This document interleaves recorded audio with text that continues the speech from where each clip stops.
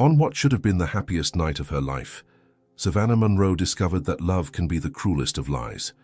Dressed as a bride, abandoned at the altar on her own honeymoon, she never could have imagined that her greatest pain would become the path to finding the man who would make her ex-husband tremble with fear.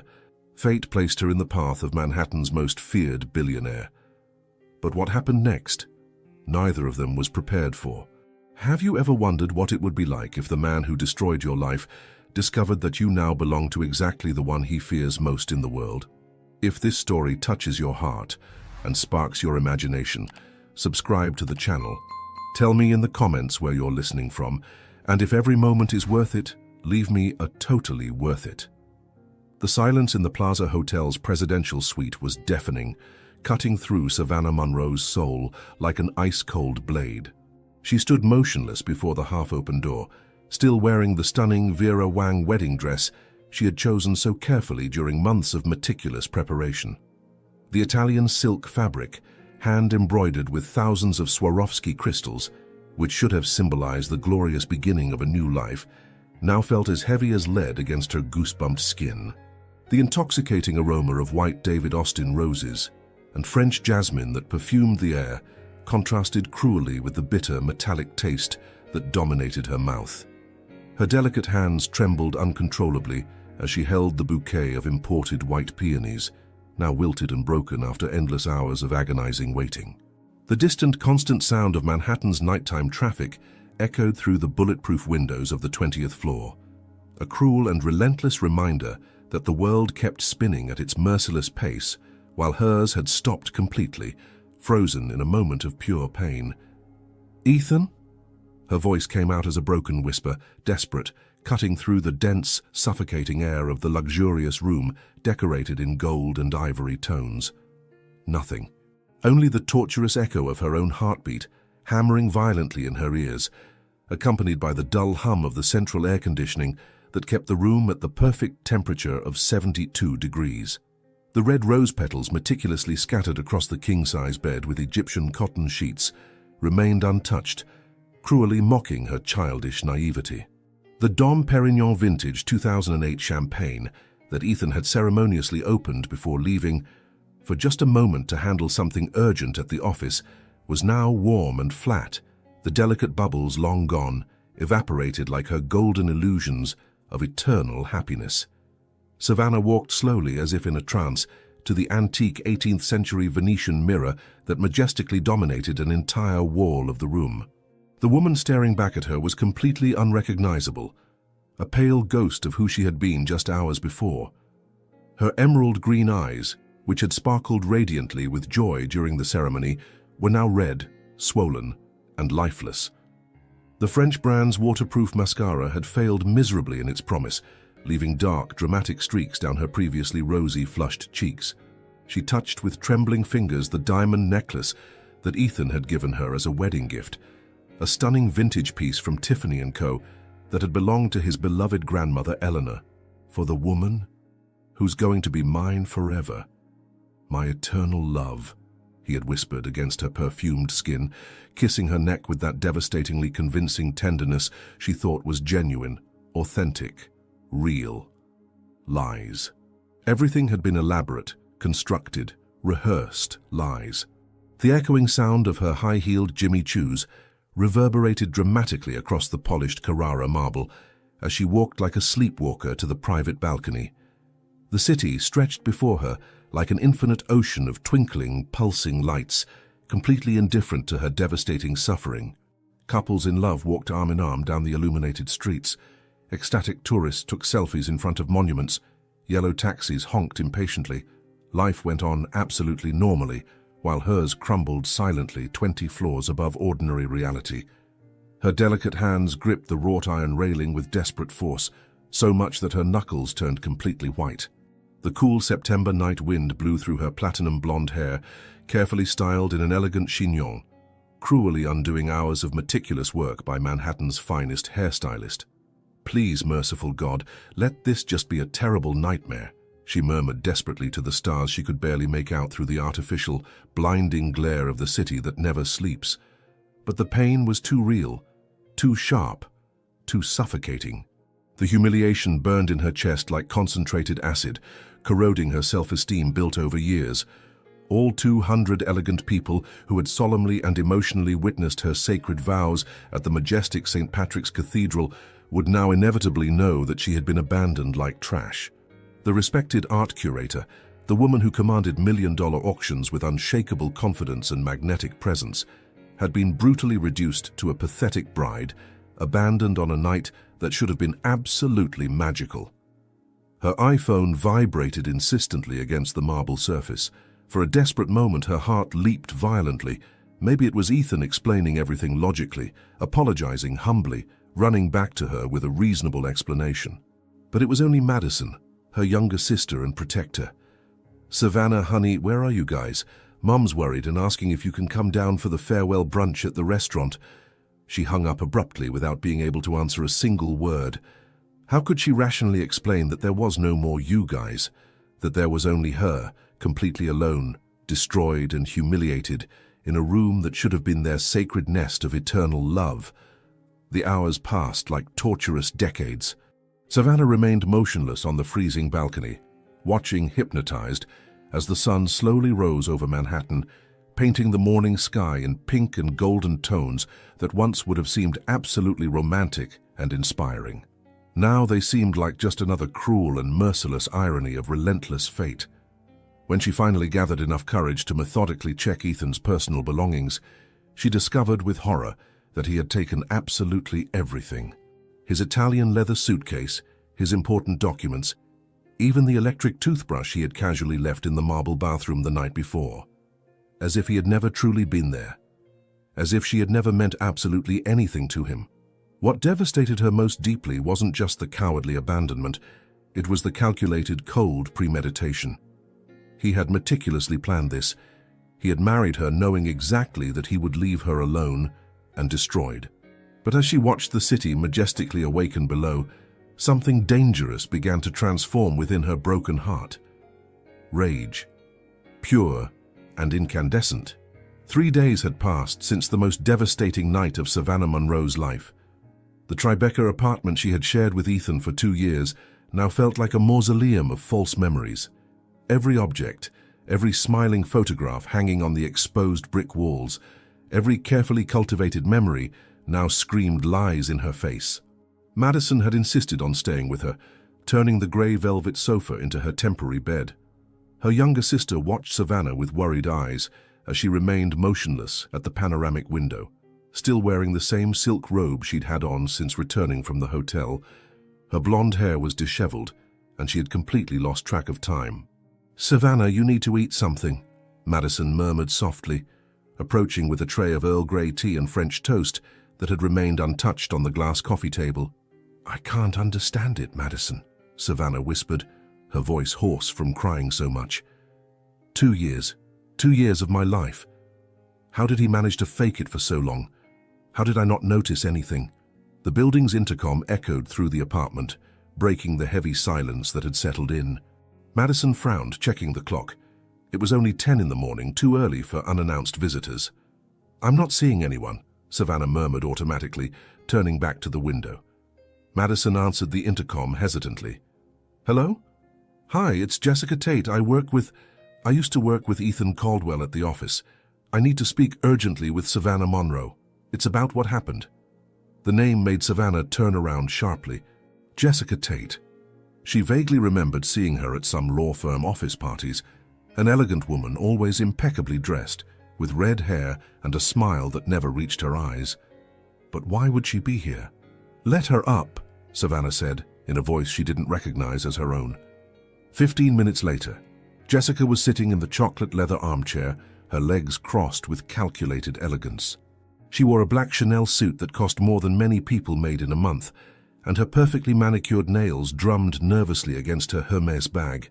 "Savannah, I don't know how to start this," Jessica said, avoiding direct eye contact.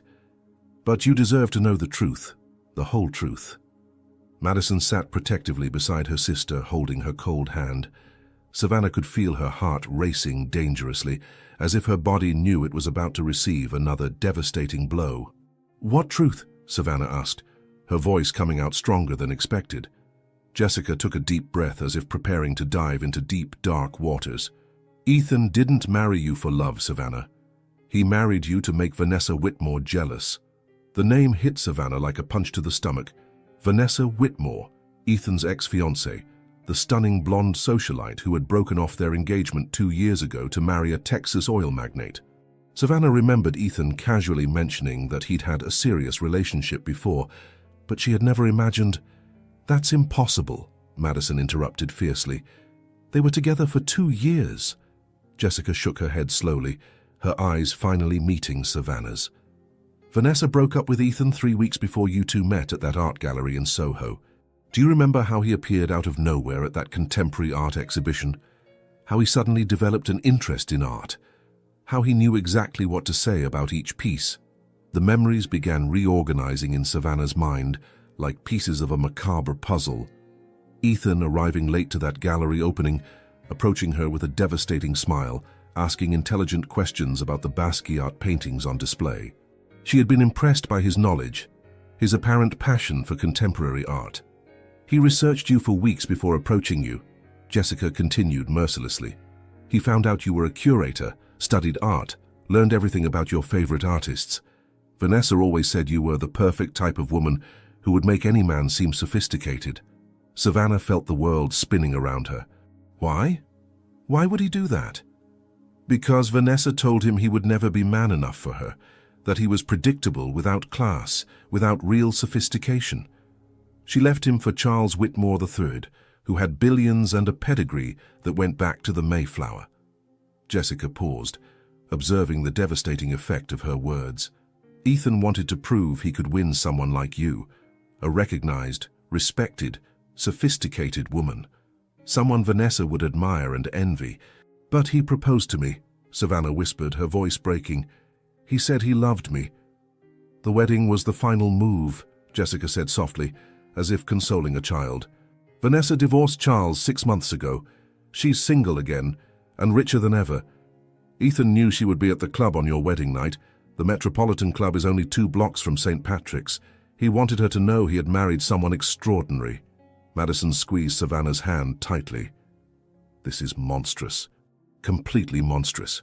"There's more," Jessica continued, now looking directly at Savannah. "Ethan received a message from Vanessa during the reception. She said she wanted to see him, that she had made a terrible mistake leaving him, that she was ready to come back." The apartment fell into absolute silence. Savannah could hear blood pulsing in her ears, the distant sound of traffic below, the tick-tock of the antique clock on the wall. Every sound seemed amplified, as if the world had become both hyper-real and surreal at the same time. "He left me to go back to her?" Savannah asked, her voice almost inaudible. "Not just that," Jessica said, and Savannah realized there was still more poison to be poured.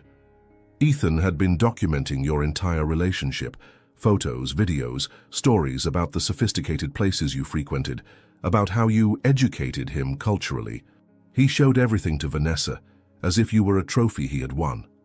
Savannah felt nausea rising in her throat. He used me as a show."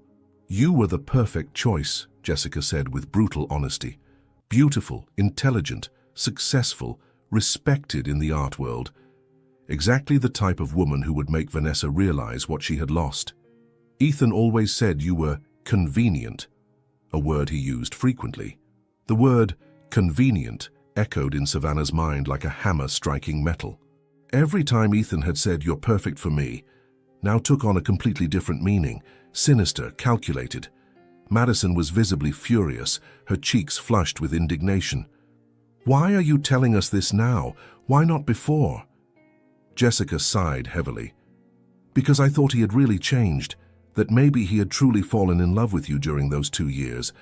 But when he disappeared on the wedding night—" She shook her head.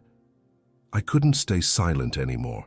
Savannah stood up slowly, walking to the window once more. Manhattan stretched before her, a concrete jungle of ambition where people like Ethan hunted people like her every day. She had been naive, trusting, passionate, and that had made her the perfect prey. "Where is he now?" she asked, surprising herself with the coldness in her own voice. "With Vanessa, at her apartment on the Upper East Side. Savannah closed her eyes, feeling something changing deeply within her.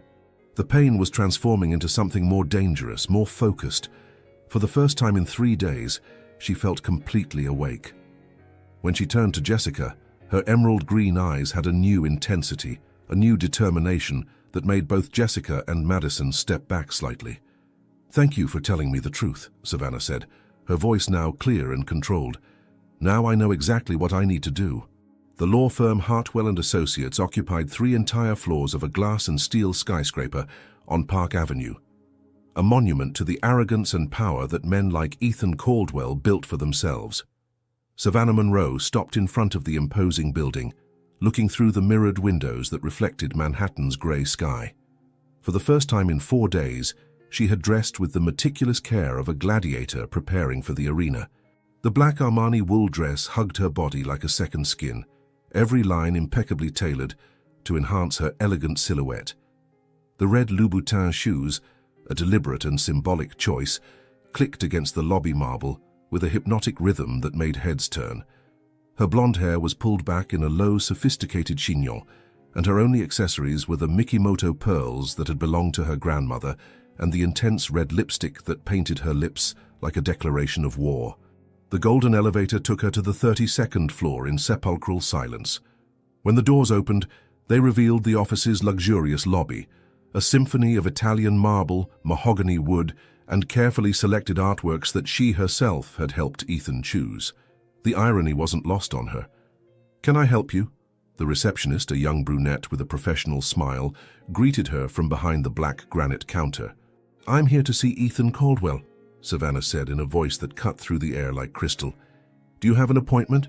Mr. Caldwell is in a meeting." "I don't need an appointment," Savannah interrupted, walking straight past the reception as if she owned the place. "I'm his wife." The word wife left her lips with a bitterness that made the receptionist instinctively step back. Savannah knew the office layout by heart. She had been there dozens of times during their 2-year relationship, attending corporate parties, dinners with important clients, always by Ethan's side as the perfect, sophisticated partner. Ethan's office was at the end of the main hallway, a corner room with panoramic views of Central Park. The double oak doors were closed, but Savannah could hear muffled voices from the other side. Without hesitation, she turned the golden handle and entered like an elegant storm. Ethan was sitting behind his solid mahogany desk, impeccable in his navy Brioni suit, as if the last 4 days hadn't happened. His brown hair was perfectly styled. There was no shadow of guilt or remorse in his blue eyes. Across from the desk, 2 suited men turned around, surprised by the sudden intrusion. "Savannah?" Ethan stood up slowly, his expression changing from surprise to something that looked almost like annoyance. "What are you doing here?" The question was so casual, so devoid of any recognition of what he had done, that Savannah felt a cold rage spreading through her veins like liquid mercury. "What am I doing here?" she repeated, her voice low, but charged with dangerous intensity. "Maybe you forgot, Ethan, but we're married, remember? That ceremony at St. Patrick's, the vows you made before God and 200 people." The 2 men in the room exchanged uncomfortable glances. One of them, older, with graying hair and gold-rimmed glasses, cleared his throat nervously. "Perhaps we should continue this meeting at another time, Ethan." "No," Savannah said firmly, without taking her eyes off Ethan. "Stay. Everyone deserves to know what kind of man you have as a partner." Ethan sighed, as if she were a child throwing a tantrum. "Savannah, this isn't the place or time for..." "For what? For the truth?" Savannah took a few steps toward the desk, her heels echoing in the tense silence of the room. "Jessica Tate told me everything, Ethan. Everything about Vanessa, about your plans, about how you used me as a trophy to win back your ex-fiancé." The color drained from Ethan's face instantly. The 2 men looked at him with expressions that mixed shock and growing disgust. "You don't understand the complete situation," Ethan murmured, his hands clenching into fists on the desk.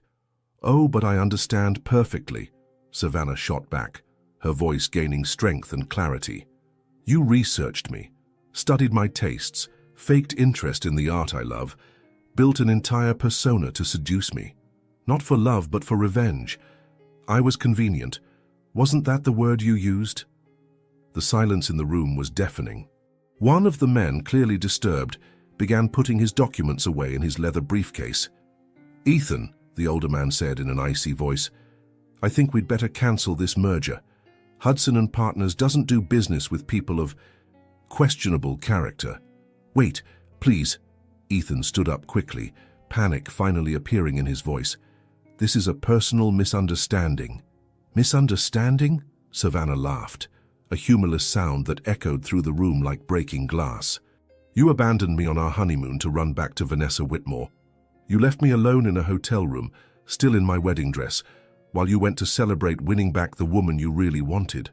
The two men headed for the door, clearly uncomfortable and horrified by what they had just witnessed. "Good afternoon, Mr. Caldwell," the older one said coldly. "Our lawyers will be in touch to cancel all agreements." When the door closed behind them, Ethan turned to Savannah with a fury she had never seen before. His patrician features were twisted into a mask of rage and desperation. "You just cost me $20 million, he said through gritted teeth. "Good," Savannah replied with a glacial calm that surprised her. "Consider it partial payment for what you owe me."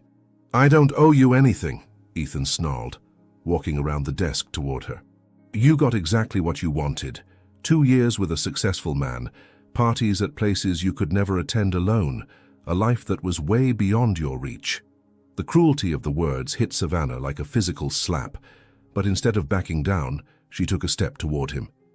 "You're right," she said, her voice dangerously low. "I got exactly what I wanted. 2 years wasted with a pathetic coward who had to use an innocent woman to try to impress his ex. 2 years thrown away with a man so insignificant that he had to turn me into a revenge project because he couldn't accept that he wasn't good enough." Ethan raised his hand as if to hit her, but stopped mid-motion. Behind Savannah, someone had entered the room silently. "I wouldn't do that if I were you, Caldwell." The voice was low, controlled, charged with an authority that made both Savannah and Ethan turn instantly. A tall man stood in the doorway, observing the scene with dark eyes that seemed to catalogue every detail. He wore an impeccably cut black suit that cost more than many people made in a year, and there was something about his presence that made the air in the room seem denser, more charged. Savannah recognized him immediately, though they had never been formally introduced. Thomas Blackwell, the billionaire whose name was whispered in power circles throughout Manhattan, always with a mixture of respect and fear. Ethan visibly paled, his hand still suspended in the air as if frozen in time. "Mr. Blackwell," he stammered. I didn't know you were—" "Obviously," Thomas said, his eyes moving from Ethan to Savannah with an intensity that made her feel like she was being evaluated by a predator. "Mrs. Caldwell." The name sounded strange coming from his lips, formal but charged with an understanding that made Savannah feel completely exposed. Ethan slowly lowered his hand, as if he had just realized he had been about to make a fatal mistake. "This is a private conversation," Ethan said, trying to regain some authority in his own office. Thomas smiled, an expression that didn't reach his eyes. "Nothing involving you is private, Caldwell, especially when it involves mistreating women." Savannah felt an electric current run through her body at his words. There was something in the way Thomas had said, "mistreating women," that suggested this was more than casual courtesy. "I don't know what you're talking about," Ethan mumbled. "Of course you do," Thomas replied, entering the room completely and closing the door behind him. "Just like you know exactly why I'm here." The air in the room became so tense that Savannah could practically see electric sparks between the two men. There was a history there, something dark and dangerous that she didn't fully understand. But one thing was clear: Ethan Caldwell was genuinely terrified, and for the first time in 4 days, Savannah Monroe smiled. The streets of Manhattan seemed different when Savannah left the Park Avenue building. The confrontation with Ethan had left something wild and liberating running through her veins, as if she had finally broken the invisible chains that bound her to a domesticated version of herself. The cold October wind whipped through her blonde hair, which she had released from its rigid chignon during the elevator ride down, and she walked with a renewed confidence that made passers-by instinctively step out of her way. She had walked only 3 blocks when she noticed the footsteps behind her. They weren't stealthy or threatening steps. They were deliberate, confident, matching her pace with a precision that suggested intention. When she stopped at a red light on the corner of 57th Street, a familiar voice cut through the traffic noise. "Mrs. Caldwell." Savannah turned slowly, though she already knew who she would find. Thomas Blackwell stood a few meters away, his hands casually in the pockets of his black cashmere overcoat. Up close, he was even more impressive than he had seemed in Ethan's office. Tall, probably over 6'3", with broad shoulders that filled his impeccably cut suit. His dark hair had silver threads at the temples that only accentuated the intensity of his dark chocolate eyes. "Mr. Blackwell," she replied, surprised by the firmness of her own voice. "Are you following me?" A smile touched the corners of his mouth, an expression that managed to be simultaneously dangerous and seductive. "Let's say I'm interested in ensuring you reach your destination safely." "And what would that destination be?" Savannah asked, tilting her head slightly. There was something about his presence that made her feel hyper-aware of every movement, every breath. "That depends entirely on you," Thomas replied, taking a step closer. "But I would suggest a place where we can talk without the possibility of Caldwell showing up to cause more drama." The light changed to green, but neither of them moved. Pedestrians flowed around them like water around rocks, creating a strange bubble of intimacy in the middle of Manhattan's urban chaos. "What do you want to talk about?" Savannah asked, though part of her already knew it didn't matter what the topic was. There was something magnetic about Thomas Blackwell that drew her like a moth to a dangerous flame. The past, the future, about how men like Ethan Caldwell believe they can use people as pawns in their pathetic games. His eyes darkened slightly. "I recognize what it's like to be used, Mrs. Caldwell, and I recognize the strength it takes to get back up afterward." His words resonated through her like a perfectly tuned musical chord. There was an understanding in his voice that went beyond superficial sympathy. It was the recognition of someone who had walked through fire and emerged stronger, more dangerous. "Savannah," she said softly. "My name is Savannah." "Savannah," he repeated, and the way her name sounded on his lips made something tighten in her stomach. "Thomas, I know who you are," she said, studying his face. "Everyone in Manhattan knows Thomas Blackwell." "And what exactly does everyone say?" Thomas asked, genuinely curious. Savannah considered her words carefully. "That you're dangerous. That powerful men tremble when they hear your name. That you build empires and destroy them with equal ease. And does that scare you?" There was a challenge in his voice, but also an almost imperceptible vulnerability. Savannah looked into his eyes for a long moment, feeling as if she were being evaluated and evaluating at the same time. "Should it?" Thomas laughed, a low, rich sound that made something awaken inside her. "Probably." "Well," Savannah said, feeling a reckless courage rising in her chest, "I just faced my ex-husband on his own territory. I think I can handle a dangerous man." "Ex-husband?" Thomas raised an eyebrow. "Technically, we're still married," Savannah admitted, "but the marriage died the moment he abandoned me for Vanessa Whitmore." Something changed in Thomas's expression, an almost imperceptible hardening around the eyes. "Vanessa Whitmore." The way he said the name made Savannah pause. "You know her?" "Our paths have crossed," Thomas said with a neutrality that sounded forced. "She has a tendency to complicate people's lives." They began walking together with no specific destination, just moving through Manhattan's busy streets. Savannah was hyper-aware of his presence beside her, the way he moved with feline grace, how other pedestrians instinctively stepped out of his way, how he seemed to command the space around him effortlessly. "May I ask why you were in Ethan's office today?" Savannah asked after a few minutes of comfortable silence. Thomas was quiet for so long that she thought he wouldn't answer. When he finally spoke, his voice had a thoughtful quality. "Ethan Caldwell owes me something. Several things, actually. Today seemed like a good day to start collecting." "What kind of debts?" Savannah asked, though she suspected the answer would be complex. "The kind that can't be paid with money," Thomas replied, stopping in front of a small cafe on a quiet Upper East Side corner. "Coffee?" Savannah looked through the establishment's window. It was clearly the type of place that cost a fortune for a cup of coffee, frequented by people who considered $50 for a latte a reasonable price. "Why not?" The cafe's interior was a symphony of dark wood, brown leather and soft lighting that created an atmosphere that was simultaneously elegant and intimate. Thomas guided her to a corner table, away from the other customers, and when he pulled out her chair, Savannah felt the warmth of his hand briefly brushing her back. "So," she said after their coffees arrived, "a perfect cortado for her, a double espresso for him. What kind of man are you, Thomas Blackwell?" "What kind do you think I am?" he asked back, his eyes studying her face with an intensity that made her feel completely exposed. "Complicated," Savannah replied honestly. "Dangerous, as I said, but also," she paused, searching for the right words, "protective. There's something about you that suggests you protect people you consider important." "And how did you reach that conclusion?"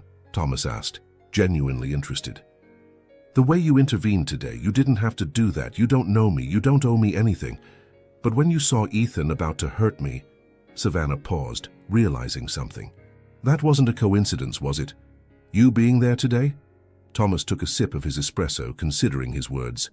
"I make it a point to know where my adversaries are. Ethan Caldwell has been on my list of people to watch for a few years. Because of what he owes you?" "Partially." Thomas leaned slightly forward, and Savannah could smell the subtle scent of his aftershave, something expensive and masculine that made her head spin slightly. "But today, when I found out you had gone to confront him, I wanted to make sure you would be safe." "How did you know I was going to be there?" Thomas smiled, an expression that was part predator, part protector. "I make it a point to know many things, Savannah." The way he said her name, low, intimate, loaded with possibilities, made something tighten deep inside her. There was a tension growing between them, electric and dangerous, that made the air seem denser. "Should that worry me?" she asked, echoing his earlier question. "Probably," Thomas replied, his eyes never leaving hers. "But something tells me you're not the type of woman who scares easily." "You're right," Savannah said, surprised by the truth of the words. "Especially not now." "Not now?" "Now that I've discovered what I'm capable of when I stop being the convenient woman Ethan wanted me to be." She took a sip of her coffee, feeling the hot liquid going down her throat. "Now that I know I can survive having my heart shattered and still manage to stand up." Thomas watched her for a long moment, and there was something in his gaze that made Savannah feel like she was being seen, really seen, for the first time in years. "Ethan Caldwell is an idiot," Thomas said finally, his voice charged with a conviction that made Savannah's heart race. "Why?" she asked, though part of her already knew the answer. Thomas leaned even further forward, his dark eyes burning into hers. "Because only a complete idiot would waste a woman like you." His words hung in the air between them, charged with a promise and a danger that made Savannah realize her life had just taken another unexpected turn, and this time, she was ready to discover exactly where that path would lead her. 3 weeks had passed since the coffee shop encounter, and Savannah Monroe was beginning to question her own sanity. Not because she was going crazy, but because she was developing a sharp, almost supernatural awareness of Thomas Blackwell's presence in her life, even when he wasn't physically there. In the first week after the coffee shop, she had convinced herself she was imagining things.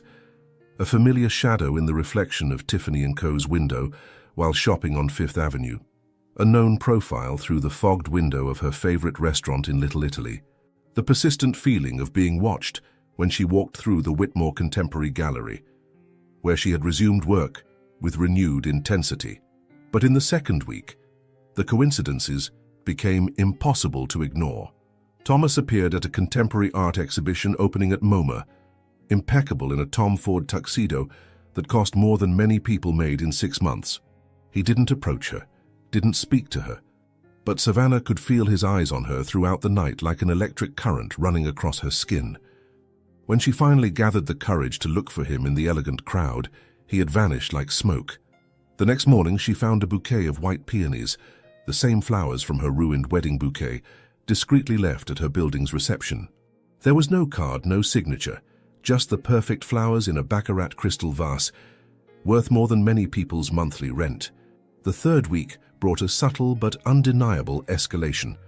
Thomas began appearing in the same places she frequented with a regularity that couldn't be coincidence. The boutique bookstore on Hudson Street, where she bought first-edition art books. He was there, calmly browsing a volume on modern architecture. The small cafe on Bleecker Street, where she had her morning cappuccino. He was sitting at the corner table reading the Wall Street Journal as if it were the most natural thing in the world. Even more disturbing was how he never seemed to force these encounters.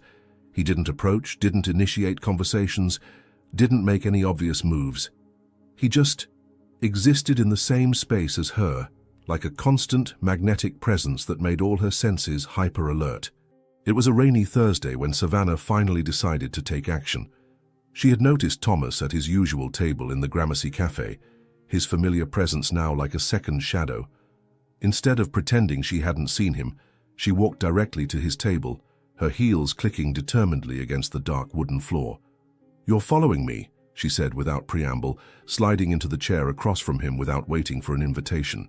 Thomas looked up from his newspaper, and Savannah was struck again by the devastating intensity of his gaze. He was wearing a dark grey cashmere sweater that hugged his broad shoulders sinfully, and there was something about the casual way he was sitting that suggested a predator resting between hunts. "Good morning to you too, Savannah," he said, his voice loaded with an amusement that made something tighten in her stomach. "Don't change the subject," she insisted, though she could feel her pulse racing just from being so close to him. "You're everywhere I go. This isn't coincidence." Thomas folded his newspaper carefully, his movements deliberate and hypnotic. "Are you suggesting I'm stalking you?" "I'm suggesting you're monitoring my movements," Savannah said, choosing her words carefully. "The question is, why?" Instead of answering immediately, Thomas gestured to the waiter. "Cappuccino for the lady, please. Extra hot, a pinch of cinnamon." Savannah blinked in surprise. That was exactly how she took her coffee, a specific preference she had mentioned only once, weeks ago. "How did you—" "I pay attention," Thomas said simply, "especially to things I consider important." The word important hung between them, loaded with implications that made Savannah's heart race dangerously. "And I'm important?" she asked, surprised by the vulnerability in her own voice. Thomas leaned slightly forward, and Savannah could feel the heat emanating from his body across the small table. "Do you really need to ask?" The cappuccino arrived, perfect as always, and Savannah took a sip to buy time. The hot caffeine went down her throat, but couldn't warm the chill that had settled in her nerves. "This is—" She paused, searching for the right word. "Intense." "I'm an intense man," Thomas admitted without hesitation. "When something or someone captures my attention, I don't do things halfway. And I've captured your attention? You know you have." His dark eyes burned into hers. "The question is, what do you intend to do about it?" Savannah felt like she was standing at the edge of a cliff, looking down toward unknown and potentially dangerous waters. The sensible woman she had been for so many years screamed for her to get up, thank him politely, and run away. But a wilder part of her, a part that had been awakened by Ethan's brutal betrayal, whispered different things. "I don't know," she admitted honestly. "Part of me is terrified of you, and the other part—" Savannah took another sip of coffee, feeling liquid courage running through her veins. "The other part is curious to know what would happen if I didn't run away." Thomas smiled, an expression that was simultaneously predatory and protective. "That's the part I'd like to get to know better." "Why me?" Savannah asked. "You could have any woman in Manhattan. Why Ethan Caldwell's problematic ex-wife?" "First," Thomas said, his voice becoming more serious, "you're not problematic. You're complex, intelligent, and stronger than you imagine. Second, you're not just Caldwell's ex-wife. You're Savannah Monroe, a woman who built a brilliant career, who has passion for art, who faced a powerful man on his own territory and made him tremble." His words resonated through her like music, recognizing parts of herself she had forgotten existed. "And third," she asked, though her voice had come out huskier than intended. Thomas leaned even further forward, so close she could see the golden lines in his dark eyes. "Third, there's something between us. You feel it as much as I do. This electric current that exists whenever we're in the same space." Savannah couldn't deny it. From the first moment she had seen him in Ethan's office, there had been a tension between them that was almost palpable, dangerous, seductive, impossible to ignore. "What if this is just—" She paused, searching for words. "A reaction to my situation? What if it's just because I'm vulnerable after what Ethan did? Then it would be the first time my intuition about people has been completely wrong, Thomas said, with a conviction that made something melt inside her. And I wouldn't survive in the business world if my intuition were flawed. They sat in silence for a few moments, the tension between them growing like an electrical storm. Savannah could feel the eyes of other customers occasionally turning toward them. They made an interesting picture, an elegant blonde woman and a dark, powerful man, clearly wrapped up in some kind of intimate drama. "If I asked you to stop following me," Savannah said finally, "would you stop?" Thomas considered the question for a long moment. "Yes," he said finally.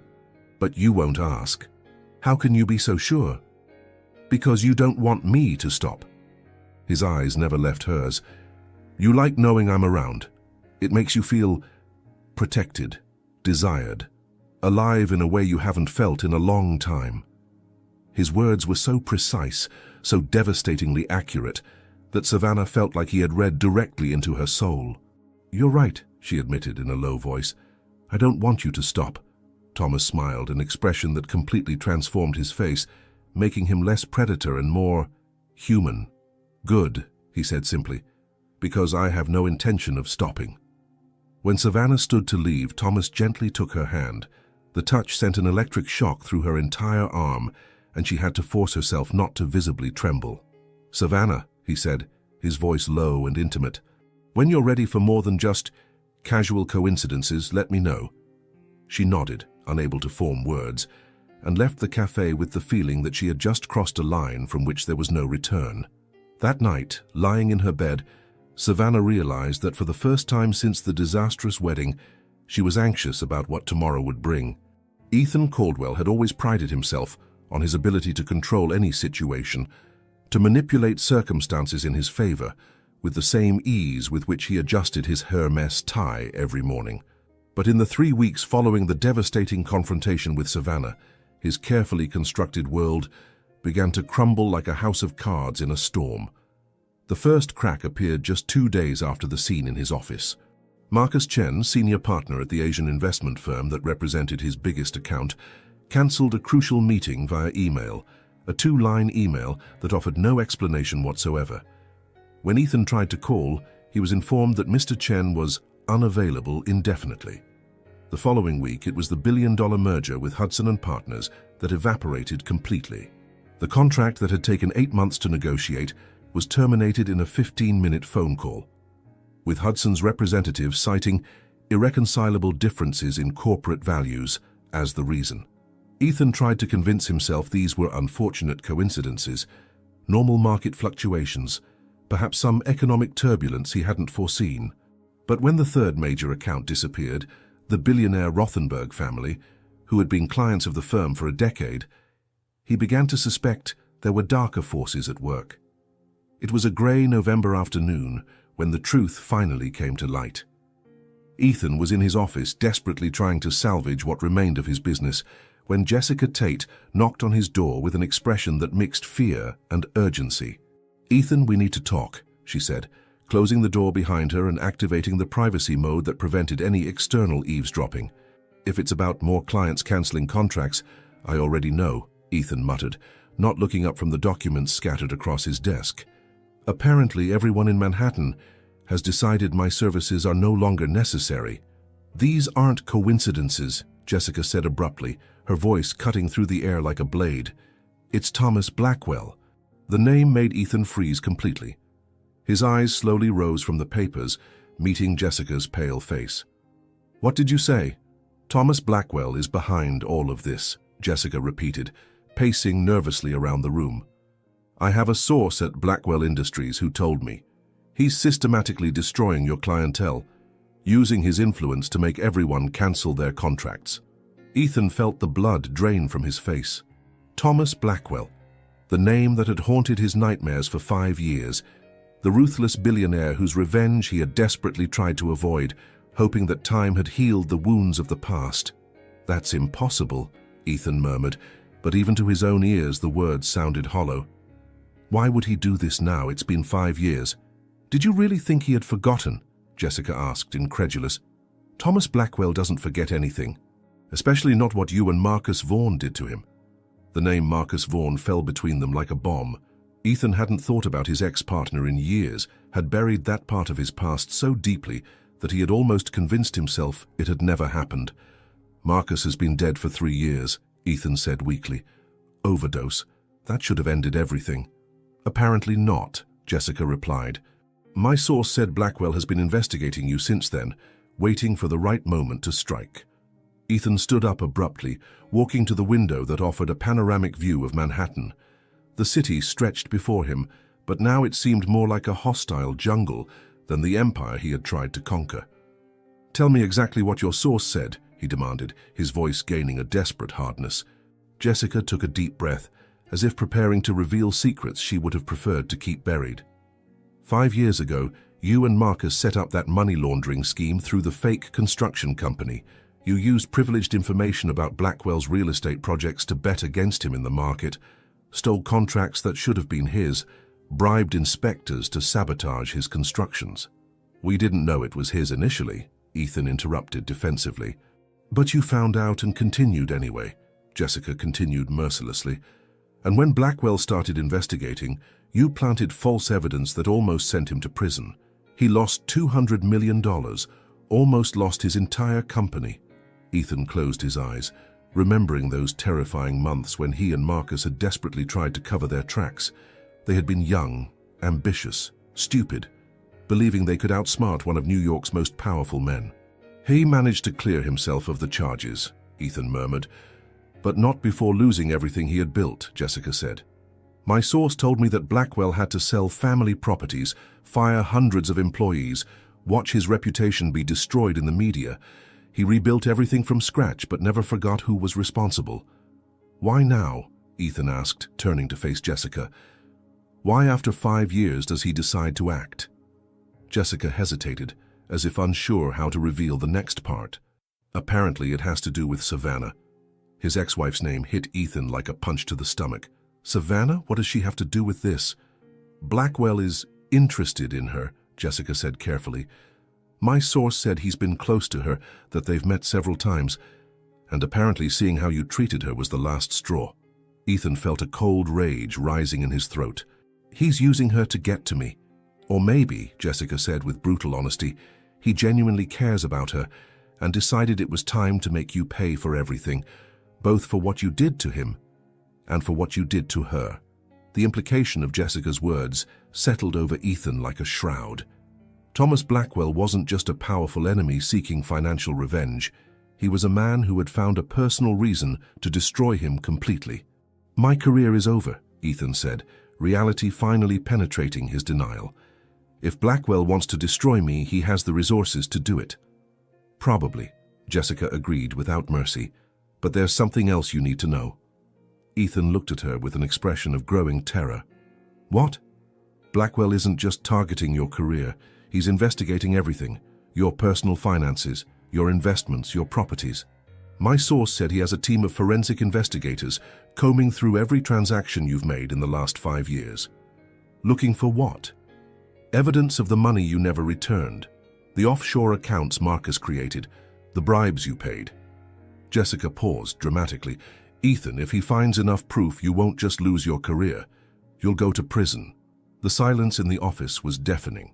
Ethan could hear his own heart beating, the distant hum of traffic below, the tick-tock of the antique clock on the wall.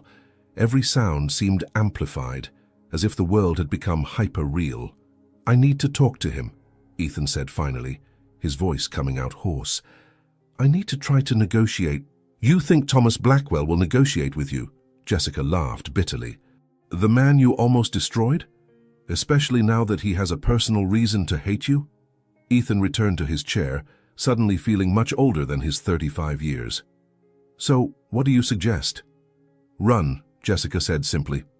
Take what you can. Transfer whatever money you can to accounts he can't trace and disappear. Maybe South America, somewhere without an extradition treaty. The suggestion hung in the air like a confession of total defeat.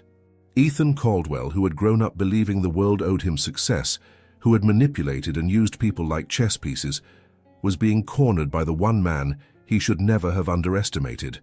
And Savannah? He asked, surprising himself with the question. Jessica looked at him with an expression that mixed pity and contempt. Savannah isn't your problem anymore, Ethan. In fact, she might be the only good thing to come out of this whole mess. That night, alone in his empty Upper East Side apartment, Ethan Caldwell finally understood the full magnitude of his fall. He had lost Savannah through pride and stupidity. He was about to lose everything else through greed and arrogance. And the man responsible for both losses was Thomas Blackwell, an enemy he had created and who had now become his darkest nightmare. Outside, Manhattan continued pulsing with life and ambition. But for Ethan, the city he had tried to conquer now seemed like a gilded prison from which there was no escape. The Metropolitan Museum of Art was transformed into a palace of dreams that December night. The annual Art for All charity gala had attracted Manhattan's elite, turning the sacred galleries into a sea of haute couture gowns, impeccable tuxedos, and jewelry worth more than small nations. Suspended crystals created an ethereal atmosphere, reflecting golden light over the masterpieces that silently observed the display of wealth and power. Savannah Monroe had hesitated to attend. After weeks of casual encounters with Thomas and the growing awareness that her life had taken a completely new direction, she wasn't sure she was ready to face Manhattan's social world again. But Madison had insisted, arguing that hiding would only give Ethan the satisfaction of knowing he had broken her spirit. Now, standing at the top of the museum's main staircase, Savannah knew she had made the right decision. The blood-red Valentino dress she had chosen hugged every curve of her body like a silky second skin, the elegant neckline revealing just enough to be devastatingly attractive without being vulgar. Her blonde hair was pulled back in a low, sophisticated chignon, with loose strands framing her face, and her only accessories were the diamond earrings that had belonged to her grandmother and red lipstick that matched the dress perfectly. She descended the stairs like a queen reclaiming her throne, aware of the gazes that turned in her direction. Conversations stopped momentarily as she passed, and she could hear admiring whispers following in her wake. For the first time since the disastrous wedding, Savannah Monroe was back, not as Ethan Caldwell's abandoned wife, but as a formidable force in her own right. "Savannah, darling." Helena Worthington's voice, one of the event organizers, cut through the elegant murmur of the crowd. "You look absolutely stunning tonight." Savannah smiled graciously, accepting a glass of Dom Perignon champagne from a passing tray. "Thank you, Helena. The event is magnificent this year." "Not as magnificent as you," a familiar voice said behind her. Savannah turned slowly, already knowing who she would find. Thomas Blackwell stood a few meters away, and the sight of him made her heart stop momentarily. The black Armani tuxedo was cut with precision that highlighted every line of his athletic body. The bow tie perfectly adjusted, his dark hair slicked back in a way that accentuated the intensity of his eyes. He looked like he had stepped directly out of a James Bond film. Dangerous, sophisticated, absolutely lethal in his elegance. "Thomas," she said, her voice coming out huskier than intended. "I didn't know you'd be here." "I'm one of the main sponsors," he replied, approaching with that feline grace that made other people instinctively step out of his way. "But I confess my interest tonight isn't exactly in the artworks on display." The implication in his words made heat rise up Savannah's neck. She took a sip of champagne to buy time, feeling the effervescent bubbles on her tongue. "And where is your interest?" she asked, though she already knew the answer. Thomas stopped directly in front of her, so close she could feel the heat emanating from his body and the subtle scent of his aftershave, something expensive and masculine that made her head spin slightly. "In a much more fascinating masterpiece," he said, his dark eyes traveling over her face as if memorizing every detail. "One that's priceless." Before Savannah could respond, a commotion near the main entrance caught both their attention. Ethan Caldwell had arrived and was clearly trying to make a dramatic entrance. He wore a tuxedo that was expensive but poorly fitted, and there was something desperate about his presence that made people instinctively step away. Savannah felt her stomach tighten, but this time not from pain or humiliation. It was more like pity. The man who had dominated her life for 2 years now seemed diminished, desperate, pathetic compared to Thomas's magnetic presence. "He looks smaller than I remembered," Savannah murmured, more to herself than to Thomas. Men like Caldwell always get smaller when their true nature is revealed. Thomas replied, his voice loaded with cold satisfaction. Ethan had spotted them through the crowd and was determinedly heading in their direction, pushing his way through the elegant guests with an urgency that was attracting curious stares. "Savannah," Ethan said when he reached them, completely ignoring Thomas. "We need to talk." "No, we don't," Savannah replied calmly, surprised by the firmness in her own voice. "We have nothing left to discuss." "Please," Ethan insisted, and there was a note of desperation in his voice that made several nearby people turn to observe. "Just 5 minutes. I can explain everything." "Explain what?" Savannah asked, her voice taking on a cutting tone. "How you used me to win back Vanessa. How you pretended to love me for 2 years. How you abandoned me on our honeymoon." Her words carried through the nearby area, and Savannah could see people discreetly moving closer, clearly interested in the drama unfolding. "You don't understand," Ethan said, and now there was real panic in his voice. "He's using you." He pointed accusingly at Thomas. "Blackwell is using you to get revenge on me." Savannah looked at Thomas, who was watching the spectacle with an expression of cold amusement. "Is that true?" she asked. "Partially," Thomas admitted without hesitation, and his honesty surprised her. "I have scores to settle with Caldwell, but that has nothing to do with my interest in you." "You see?" Ethan said triumphantly. "He admits it. You're just a pawn in his game." Savannah felt a familiar rage rising in her chest, but this time it wasn't directed just at Ethan. It was directed at the entire situation, at all the men who seemed to think they could use her emotions as weapons in their personal wars. "If I'm a pawn," she said, her voice gaining an authority that made even Thomas pay attention, "it was you who put me on the board." The silence that followed was absolute.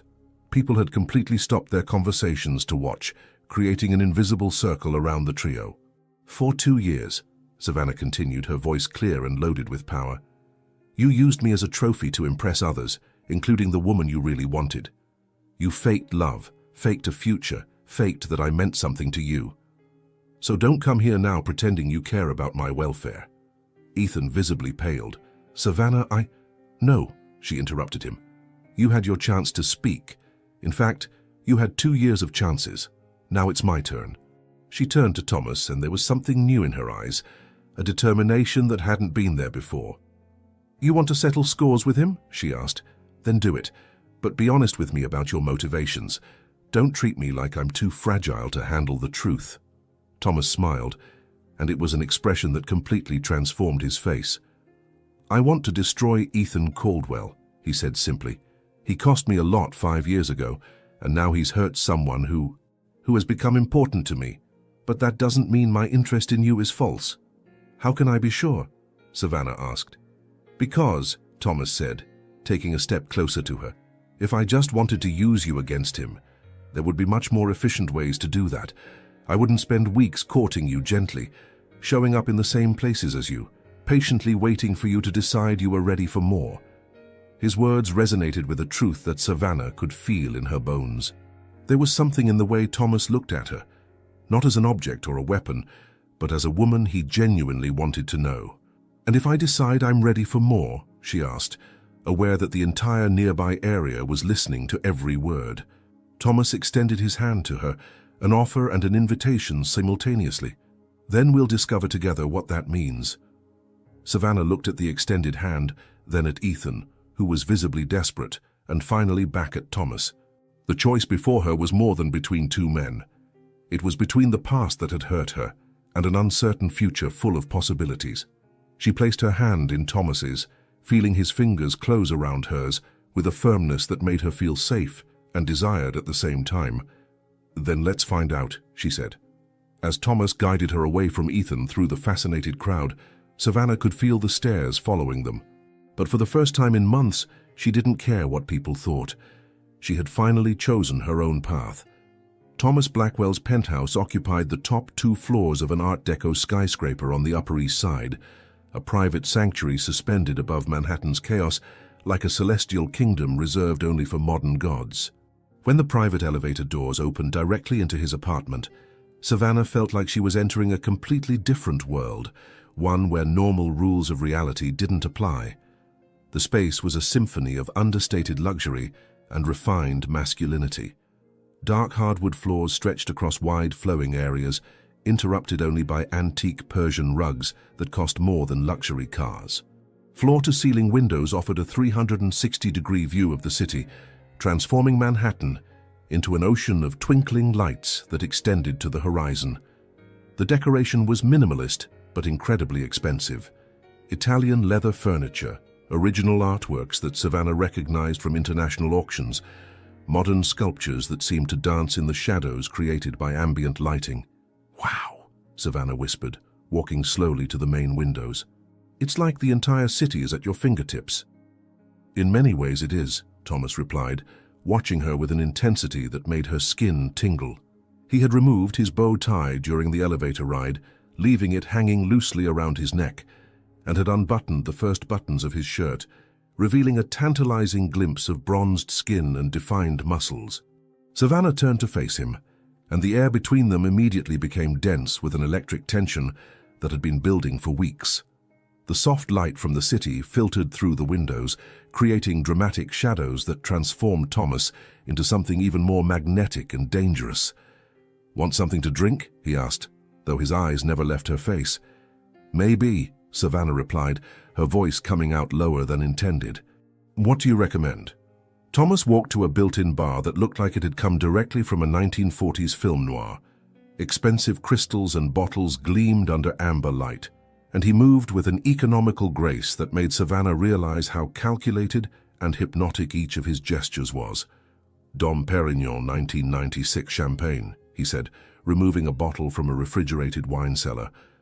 "To celebrate." "Celebrate what?" Savannah asked, though she already knew the answer. "You," Thomas said simply, popping the cork with a fluid movement. "Celebrating the most stunning woman who has ever stepped into this apartment." His words sent liquid heat coursing through her veins. Savannah accepted the baccarat crystal flute he offered, their fingers brushing briefly when she took it. Even this minimal touch was enough to send an electric shock through her entire arm. "Are you sure I'm not just part of your revenge plan against Ethan?" she asked, taking a sip of the champagne. The bubbles danced on her tongue, but they were nothing compared to the effervescence she felt whenever Thomas looked at her. Thomas placed his flute on the nearby glass table and walked slowly toward her, like a predator approaching its prey. But there was something reverent in his movements, as if she were a precious work of art he feared breaking with excessive haste.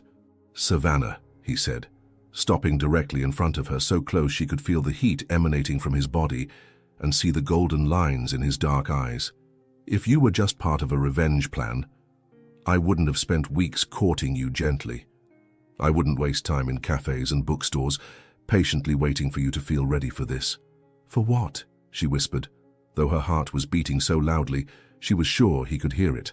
"For this," Thomas murmured, raising a hand to gently touch her face. The touch was electric, sending waves of heat through her entire body.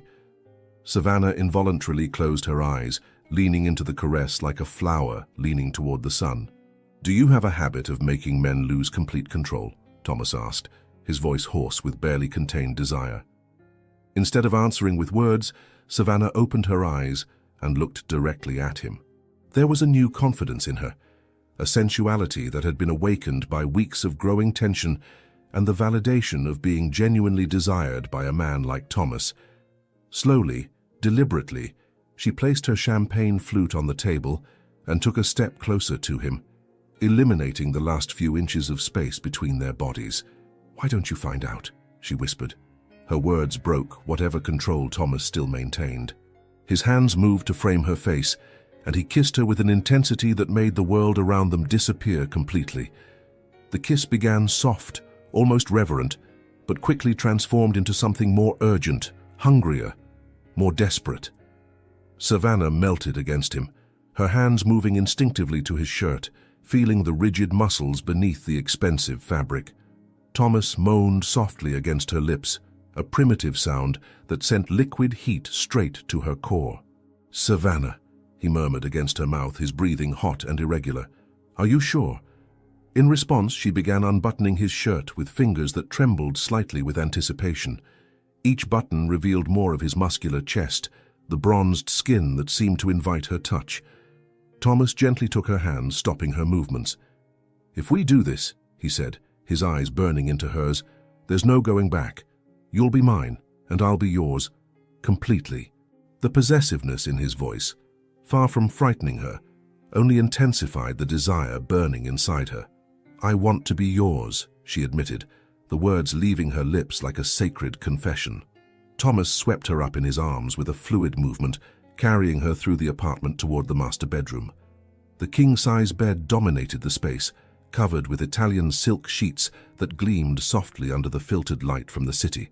He gently placed her on the edge of the bed, standing before her for a moment, just watching. There was adoration in his gaze, as if she were a goddess who had descended from heaven especially for him.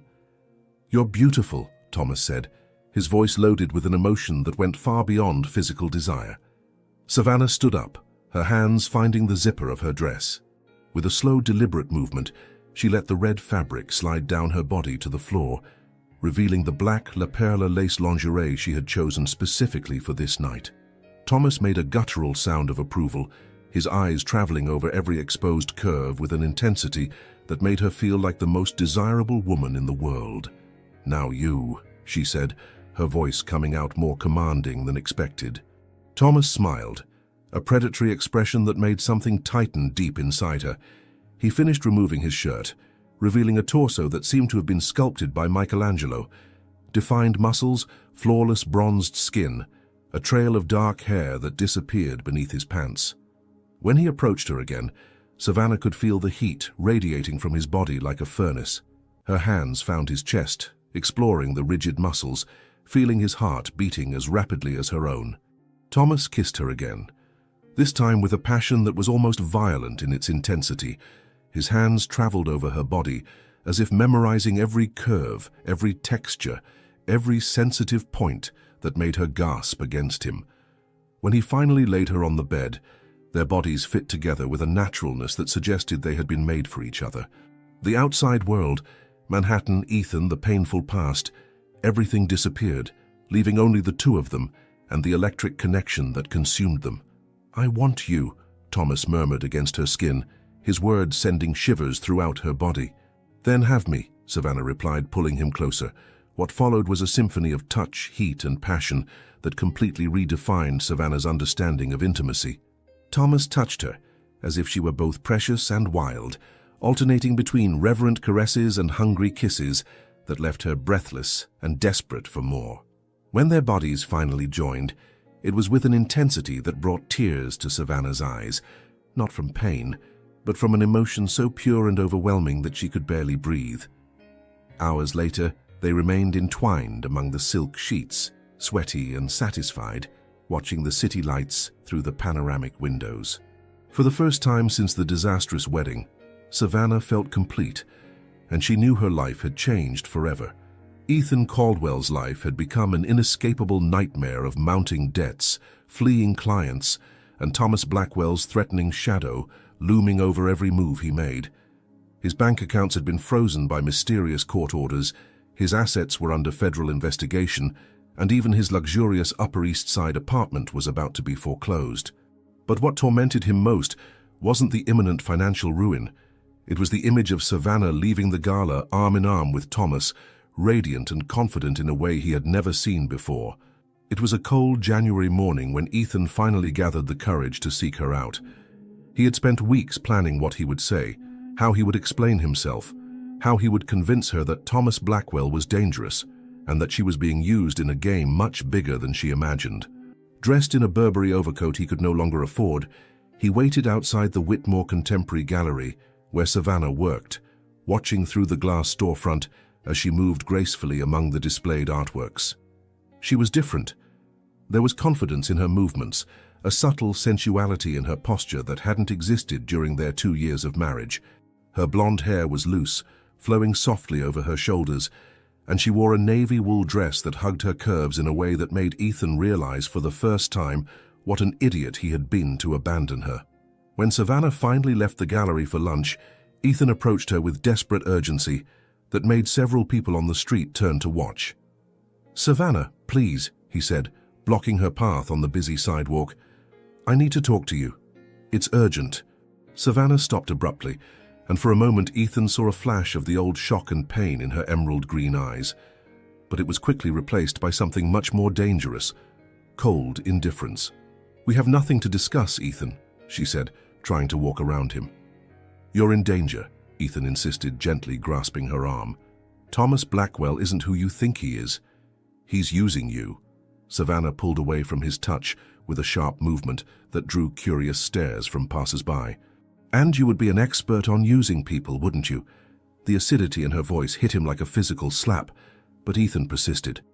"I know I made mistakes, I know I hurt you, but this is different. Blackwell is dangerous. He has no scruples, no limits." "Like you?" Savannah asked, her voice cutting like broken glass. Ethan felt desperation rising in his throat. "Listen, 5 years ago, I got involved in some questionable business with my ex-partner Marcus Vaughan. We did some things I'm not proud of, things that cost Thomas Blackwell a lot of money." For the first time, Savannah seemed genuinely interested in what he had to say. "What kind of things?" Ethan looked around nervously, as if expecting Thomas to emerge from the shadows at any moment. "Money laundering, insider information, bribing public officials. We almost sent him to prison with planted evidence." "You almost sent an innocent man to prison?" The disbelief in Savannah's voice was palpable. "He wasn't exactly innocent," Ethan said defensively. "Blackwell always operated on the thin line of legality. We just pushed him a little beyond that line." Savannah stared at him for a long moment, and there was something new in her eyes.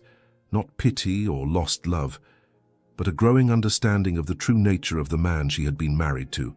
"And now he wants revenge," she said. It wasn't a question. "Exactly.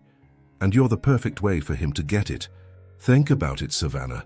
Of all the women in Manhattan, why exactly would Thomas Blackwell choose the ex-wife of the man he wants to destroy?" Savannah began walking again, but this time she didn't try to get rid of Ethan when he accompanied her. "Maybe because he finds me attractive. Maybe because we have genuine chemistry. Or maybe," Ethan said, his voice gaining desperate urgency, "because hurting you is the most efficient way to hurt me. Don't you see? He knows I still love you." Savannah stopped so abruptly that a man behind them almost collided with her. "You love me?" She laughed, a humorless sound that echoed through the busy streets. "You abandoned me on our honeymoon to run back to Vanessa Whitmore. You used me as a trophy for 2 years. Don't talk to me about love now." "I made a terrible mistake," Ethan admitted, and there were genuine tears welling in his eyes. "The biggest mistake of my life. Vanessa, she manipulated me, made me believe she still wanted me when all she really wanted was to prove she could have me back whenever she wanted." "And when did you figure this out?"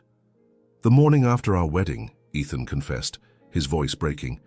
"When I woke up in her bed and realized I had destroyed the only real and good thing in my life." Savannah studied his face for a long moment, looking for signs of lies or manipulation. To her surprise, she saw only genuine regret and desperation.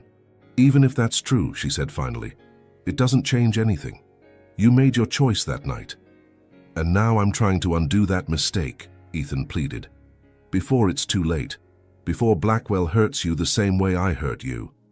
"Thomas won't hurt me," Savannah said, but there was a note of uncertainty in her voice that didn't go unnoticed by Ethan. "How can you be so sure? How long have you known him?" "A few weeks." "A month?" Ethan moved closer to her, lowering his voice. "I've known him for 5 years, Savannah. I know what he's capable of when he wants revenge. He's been nothing but gentle and respectful with me," Savannah said, but her conviction was wavering. "Because you're still useful to him," Ethan insisted. "But what happens when his revenge against me is complete? What happens when he doesn't need you anymore?" His words planted a seed of doubt that Savannah tried desperately to ignore.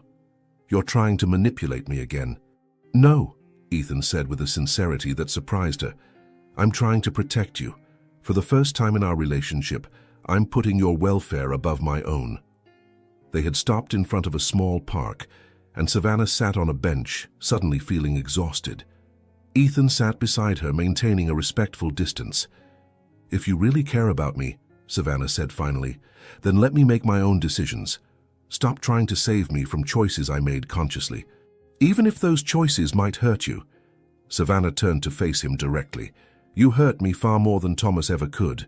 At least with him, I know where I stand." "Do you really know?" Ethan asked. "Do you know what kind of man he really is? What he did to build his empire? The people he destroyed along the way?" "I know he's honest with me about his motivations," Savannah replied. "He didn't fake love for 2 years just to abandon me for another woman." The truth of her words hit Ethan like a punch to the stomach.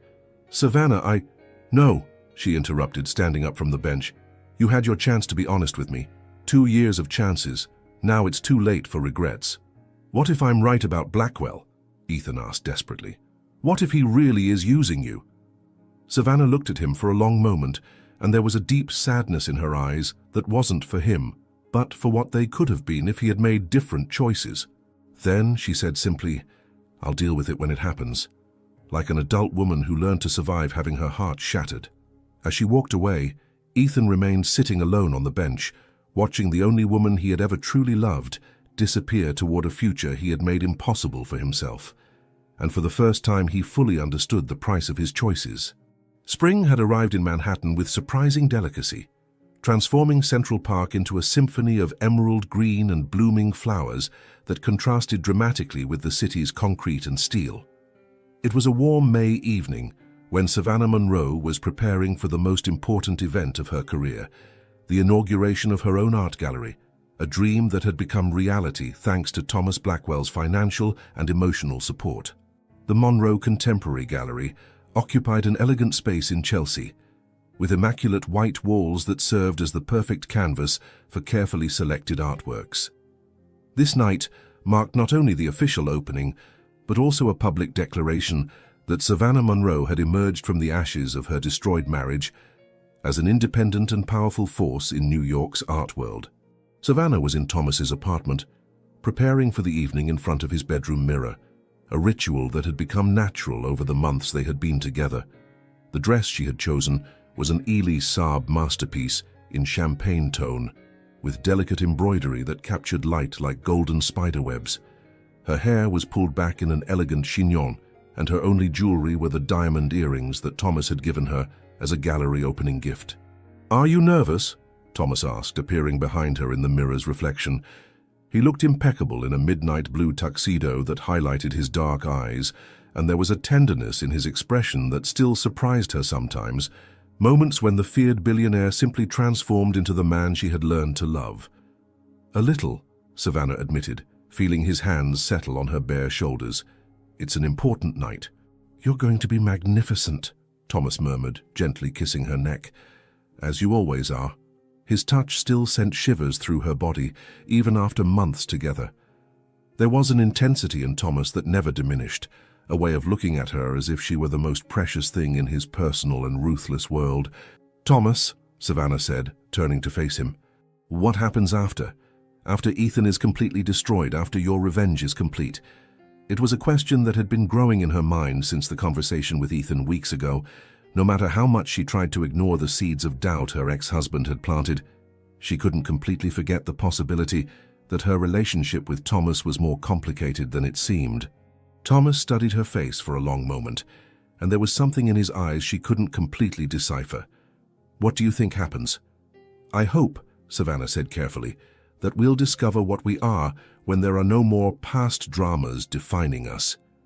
And if I tell you that my revenge against Caldwell is just a very small part of what I feel for you, then I'd say I want to believe that," Savannah replied honestly. "But I'd also say I'm still learning to trust men who say they love me." Thomas took her hands, intertwining their fingers. "Savannah, when I saw you in that office confronting Caldwell with a courage that left all the other men in the room intimidated, it wasn't strategy I felt, it was admiration. And when I spent weeks carefully courting you, it wasn't because you were useful to my plans. It was because I wanted to know the woman who could survive having her heart shattered and still emerge stronger." His words resonated with a sincerity that made Savannah's heart race. "And Ethan, what happens to him?" "Ethan Caldwell will face the consequences of his actions, but that has nothing to do with you and me." Before Savannah could respond, the penthouse intercom rang. Thomas frowned. No one should be able to reach his floor without prior authorization. "Mr. Blackwell," the doorman's voice echoed through the system. There's an Ethan Caldwell down here insisting he needs to speak with Miss Monroe. He says it's urgent. Savannah and Thomas exchanged glances. Send him away, Thomas said coldly. No, Savannah interrupted him. Let him come up. Savannah, if we're going to have a real chance together, she said, there can't be unresolved issues from the past haunting us. Let him say what he came to say. Thomas hesitated for a moment, then spoke into the intercom. Send him up. 10 minutes later, Ethan Caldwell was standing in the luxurious living room of the penthouse, and Savannah was shocked by his appearance. The man who had been her husband was visibly thinner, his expensive suits now ill-fitting, deep circles under his eyes. There was a desperation in his posture that was painful to see. Savannah, Ethan said, completely ignoring Thomas, this is your last chance. Last chance for what? She asked, keeping her voice steady. To get out of this game before it's too late. Blackwell won't stop with his revenge. He'll use you until there's nothing left of you. Thomas took a step toward Ethan, his presence immediately becoming threatening. Watch your next words, Caldwell. Or what?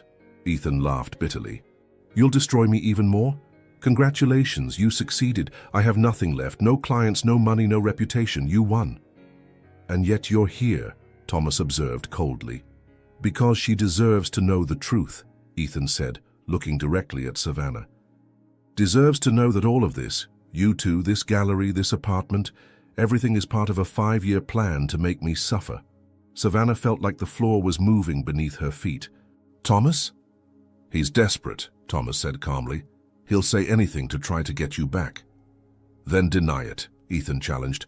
Look into her eyes and tell her you didn't spend years planning how to use her against me. The silence that followed was deafening.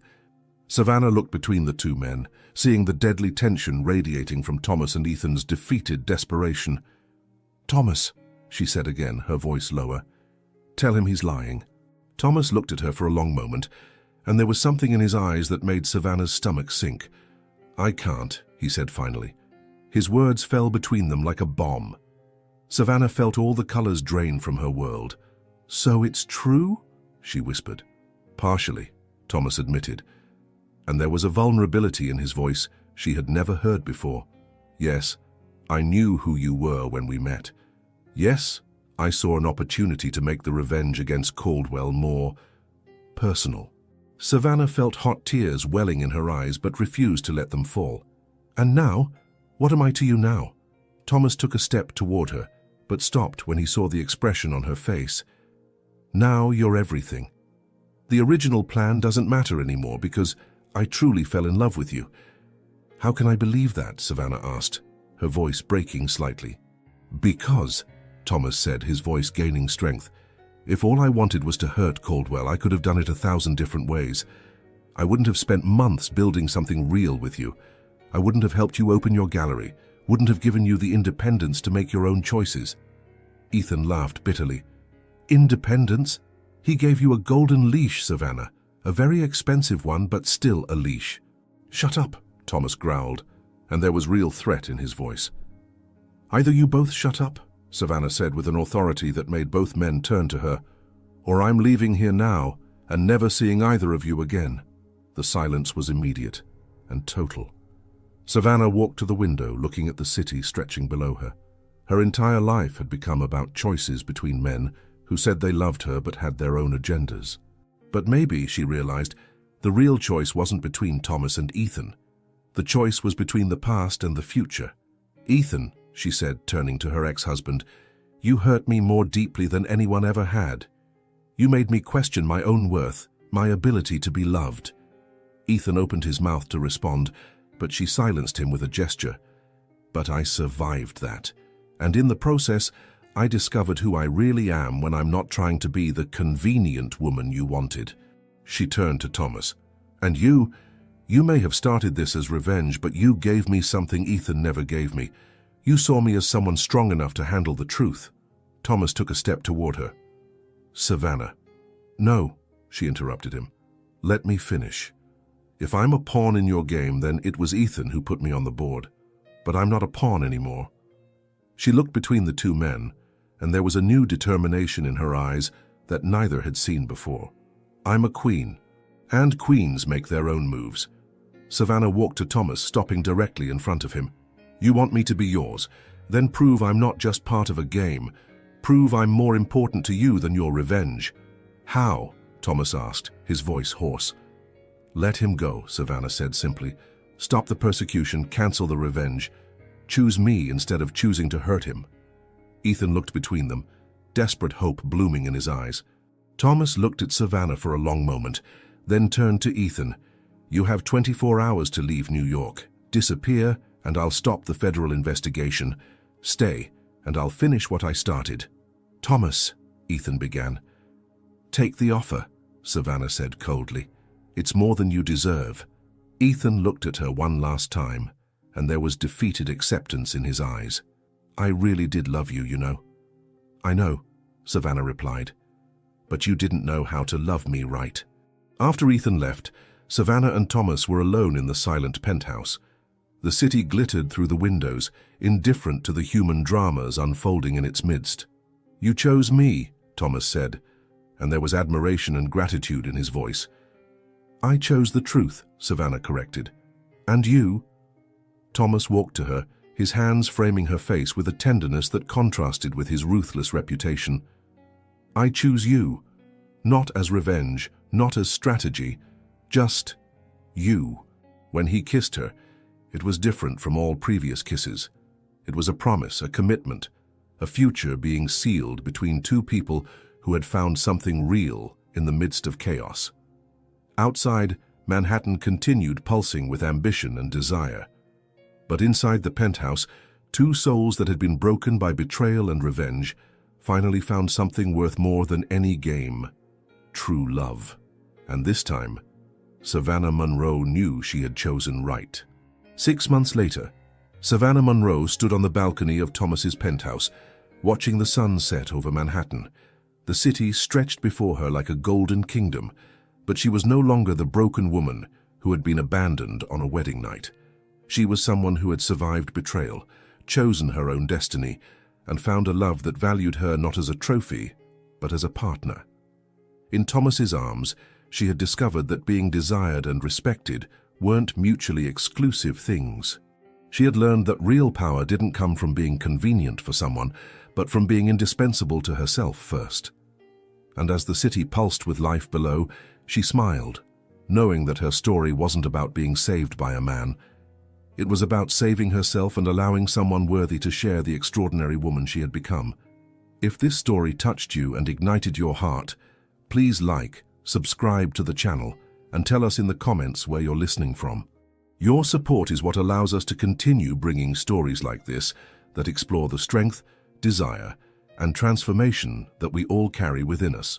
Every like, every comment, every subscription inspires us to create more stories of women who refuse to accept less than they deserve.